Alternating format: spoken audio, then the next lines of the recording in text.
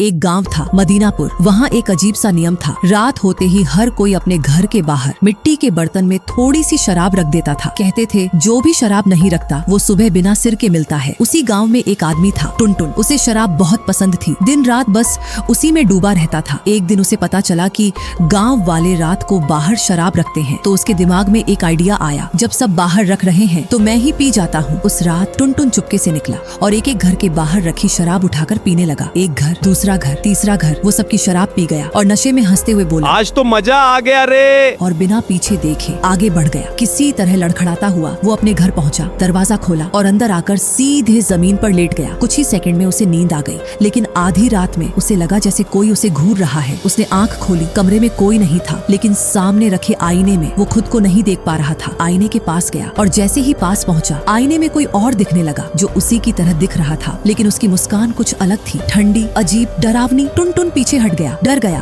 और किसी तरह वापस लेट गया। अगली सुबह सब कुछ नॉर्मल था। टुनटुन लोगों से मिला, बात की, जैसे कुछ हुआ ही नहीं। लेकिन जैसे ही वो फिर से उस आईने के पास गया, इस बार आईने में सिर्फ वो नहीं था, पूरा गांव खड़ा था। सब उसे ही देख रहे थे। धीरे धीरे उनके हाथ आईने के अंदर से बाहर आने लगे। टुनटुन पीछे हटना चाहता था, लेकिन उसके पैर जम गए और अगले ही पल वो हाथ उसे पकड़कर अंदर की तरफ खींचने लगे। वो पूरी तरह आईने के अंदर खींच लिया गया। अब उस आईने में गांव के बाकी लोगों के साथ टुनटुन भी फंसा हुआ था और बाहर उसी आईने के सामने एक नया टुनटुन खड़ा था जो बस मुस्कुरा रहा था। और अगर तुम अभी आईने में देख रहे हो तो एक बार ध्यान से देखना, कहीं तुम्हारे पीछे भी कोई खड़ा तो नहीं।